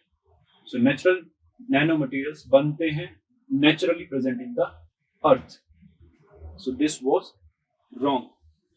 बचता है nano particle of some metallic oxide used in cosmetics. Yes. Adverse impact of nano technology में देखें तो कॉस्मेटिक प्रोडक्ट से इंजेक्शन होता है और डस्ट एक्सप्लोजन से हजार्डस एक तरह से बनता है वो, and have maximum number of product within the nanoparticle. They have reported to cause erythema. Cobalt chromium जो यूज होता है नैनो पार्टिकल उसके क्रॉस कर जाता है स्किन बैरियर को और डैमेज करता है फिब्रोब्लास्ट को जो लेयर होती है. And can stimulate neurons in the lungs जो कि इफेक्ट करता है सेंट्रल नर्वस सिस्टम और कार्डियोवास्कुलर ऑटोनॉमिक फंक्शन को. So yes, some metallic oxide are used in the manufacture of cosmetic. कौन कौन से? Cobalt and chromium. पूछ लेता कोबाल्ट एंड क्रोमियम फिर भी सॉल्व कर पाते अगर वो इतना डीप जाता तो. Nanoparticle of some commercial product which enter in the environment are unsafe. Definitely पूरी लिस्ट पे रखी है कौन कौन से अनसेफ है. सम प्रोडक्ट इसीलिए है क्योंकि सारे इंपैक्ट नहीं करते. रिसेंटली एक न्यूज में आ रहा है, अगले साल फिल्म्स में आ भी सकता है, nano urea. So question number 99, DNA barcoding. अगर नोट्स बनाने हो, सिंपल नोट्स बनाने, तो इतने छोटे कम पोर्शन से आप एक पूरा क्वेश्चन सोल्व कर पाए, इससे ज्यादा बेटर क्या हो सकता है, इससे बेटर नोट्स भी क्या बन सकते हैं. So DNA barcoding can be a tool to access age of plant और animal, distinguish among species that look alike, identify undesirable animal or plant materials in processed foods. So identification of products in commerce. Commerce में क्या वो किसी और product का करेंगे? नहीं, by default bio का ही होगा, डीएनए की बात हो रही है. So identification of undesirable plant और animal materials in processed foods, commerce का डायरेक्ट है. Distinguish between species that look alike, identification of plant leaves, identification of insect larvae, इनके कितने टाइप के स्पीशीज उन सब में डिस्टिंग्विश, ये सारा इसमें कवर हो रहा है. तो yes, they can distinguish among species that look alike. DNA barcoding can B a tool to access the age of plant or animal. It is not mentioned. Age नहीं फाइंड आउट कर सकते DNA barcoding से. So yes, 2 and 3 are the only right answer. Directly given है, 3 application है, तीनों को ही पूछ लिया यूपीएससी. इसे शॉर्ट नोट्स क्या होंगे? Consider the following. कौन सा इनमें से कॉज करता है एसिड रेन? पूछा हुआ था main contributor of acid rain, जिसमें लिखा हुआ sulphur dioxide and nitrogen oxide, जो कि करेक्ट आंसर है. Sulphur oxide and nitrogen oxide. Answer है 2 and 4 only. Nitrogen oxide and sulphur dioxide. Sulfur dioxide and nitrogen oxide is the right answer. So yes, with this I say to you thank you and all the best for your future mains and prelims examination from Toppers Notes.